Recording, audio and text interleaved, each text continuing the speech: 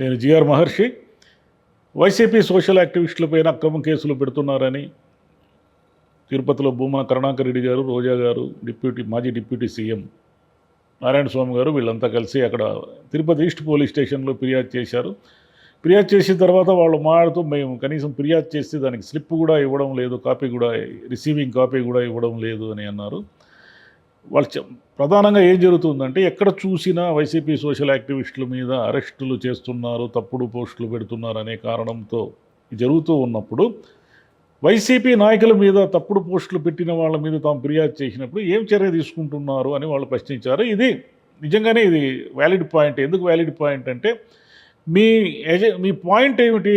అక్రమ పోస్టులు, మహిళల పైన అనుచిత వ్యాఖ్యలు చేస్తూ పోస్టులు పెట్టిన వాళ్ళని, ఎప్పుడో పెట్టిన వాళ్ళని, ఇప్పుడు పెడుతున్న వాళ్ళని వీళ్ళందరినీ ఏదో రకంగా వాళ్ళకు నోటీసులు ఇవ్వడము, కేసుల వరకు తీసుకురావడము, పోలీస్ స్టేషన్ల వరకు తీసుకురావడం ఇవన్నీ జరుగుతూ ఉన్నప్పుడు సేమ్ అదే ఫార్ములా అంటే వైసీపీకి ఒక న్యాయము, టీడీపీకి ఇంకో న్యాయం అనేది ఉండదు కదా. న్యాయం అనేది ఎక్కడైనా న్యాయం. మరి టీడీపీలో సోషల్ యాక్టివిస్టులు వైసీపీ వాళ్ళ మీద ఇష్టం వచ్చినట్టు పోస్టులు పెడుతున్నారని వీళ్ళు సాక్ష్యాధారాలతో సహా ఫిర్యాదు చేసినప్పుడు దాని మీద ఏం చర్యలు తీసుకుంటున్నారో కూడా పోలీసులు చెప్పాల్సి ఉంటుంది. సోషల్ యాక్టివిస్టులతోనే కాకుండా ఇప్పుడు పోసాని కృష్ణమురళి లేదా రామ్ గోపాల్ వర్మ వీళ్ళకి కూడా ఆల్రెడీ ఆయన రామ్ గోపాల్ వర్మ గారి మీద ఏదో హైకోర్టు ఆయన ఇది స్టే కూడా తీసేసినట్టుంది. ఇప్పుడు వాళ్ళు కూడా అరెస్ట్ అయ్యే అవకాశం ఉంది. అంతేకాకుండా ఎర్రగొండపాలెం ఎమ్మెల్యే పైన కూడా, చంద్రశేఖర్ పైన కూడా 4 కేసులు నమోదు చేశారు. ఆయన ఏమిటంటే లోకేష్కి పేకాట క్లబ్బుల నుంచి ఏవో మామూళ్ళు వస్తున్నాయని ఒక పోస్టు పెట్టాడు. ఆ పోస్టు పెట్టిన దానికి ఆయన మీద కూడా 4 కేసులు పెట్టారు. సరే, ఆయన ఎమ్మెల్యే, ఆయన నేరుగా ఆరోపణలు కూడా చేయొచ్చు, లేదా అసెంబ్లీలో కూడా వెళ్ళి మాట్లాడవచ్చు. ఆయన పోస్టు పెట్టాల్సిన అవసరం ఏమీ లేదు. ఆయన ఎవరి మీదైనా ఆయన ఆరోపణలు చేయదలుచుకుంటే నేరుగానే ఆరోపణలు చేయొచ్చు, పోస్టు పెట్టాల్సిన పని కూడా ఏం లేదు. కానీ ఆయన పోస్టు పెట్టారు. ఇక్కడ విషయం ఏమిటంటే లాస్ట్ టైం కూడా జగన్ మైనింగ్లో 100,000 కోట్లు తింటున్నాడని, లేకపోతే ఇంకెవరో మద్యంలో తినేస్తున్నారని, ఇంకెవరో మద్యంలో కోట్ల రూపాయలు కూడబెడుతున్నారని, వీళ్ళంతా మొత్తం భూములన్నీ తినేస్తున్నారని ఇన్నిన్ని ఆరోపణలతో మీరు నేరుగా ప్రెస్ మీట్లలోనూ మాట్లాడినారు, పోస్టులు పెట్టినారు. అవన్నీ పెట్టినప్పుడు మీ దగ్గర ఏం ఆధారాలు లేవు కదా.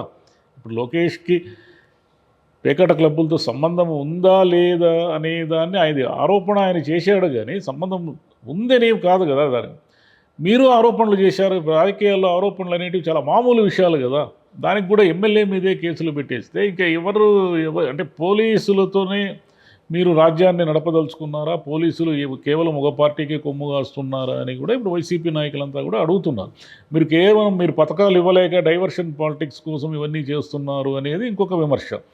ఈరోజు కూడా అసెంబ్లీలో బొత్స సత్యనారాయణ గారు ఆ గ్యాస్ సిలిండర్లకు సంబంధించి అడిగినప్పుడు 4 నెలలకు ఒక సిలిండర్ ఇవ్వాల్సి ఉంటే మీరు వచ్చే నాటికి మార్చి నాటికి 2 సిలిండర్లు ఇవ్వాల్సి ఉంటుంది కదా. మరి 2వ సిలిండర్కి సంబంధించిన డబ్బులు ఎక్కడా మీరు కేటాయించలేదు అని ఆయన నాదెండ్ల మనోహర్ గారిని అడిగితే, నాదెండ్ల మనోహర్ గారు లేదు మార్చి 31 వరకు ఎవరైనా ఒక సిలిండర్కి అప్లై చేసుకోవచ్చు అన్నారంటే మార్చి 31 వరకు ఒక సిలిండరే వస్తుంది అని బొత్స సత్యనారాయణ గారు అన్నారు. ఇంకటి రాష్ట్రంలో శాంతి భద్రతలకు సంబంధించి కూడా ఏవో అడిగారు. అదేవిధంగా మీకు 15,000 అన్నారు కదా, మరి దానికి ఏం సమాధానం చెప్తారని కూడా ఆయన చాలా విషయాలు లేవనెత్తారు.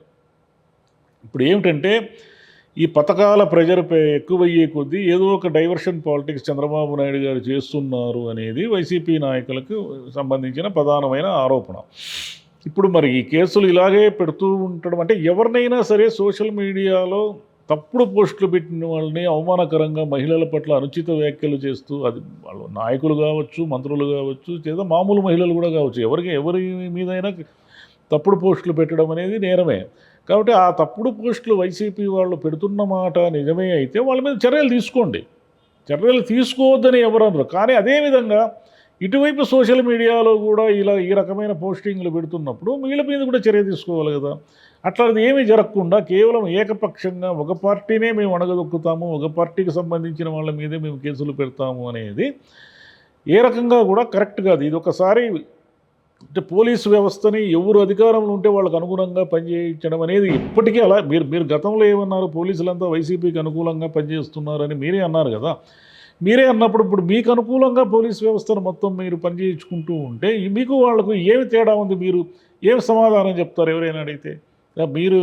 మీరు కూడా పోలీసులను పెట్టుకొని మీరు అరెస్టులు చేస్తున్నారు వైసీపీ యాక్టివిస్టులు అందరినీ అంటే వైసీపీ వాళ్ళని అరెస్ట్ చేయండి తప్పుడు పోస్టులు పెట్టిన వాళ్ళని. మరి ఇటువైపు పెట్టిన వాళ్ళ పరిస్థితి ఏంది అది కూడా తేల్చాలి కదా. Thank you.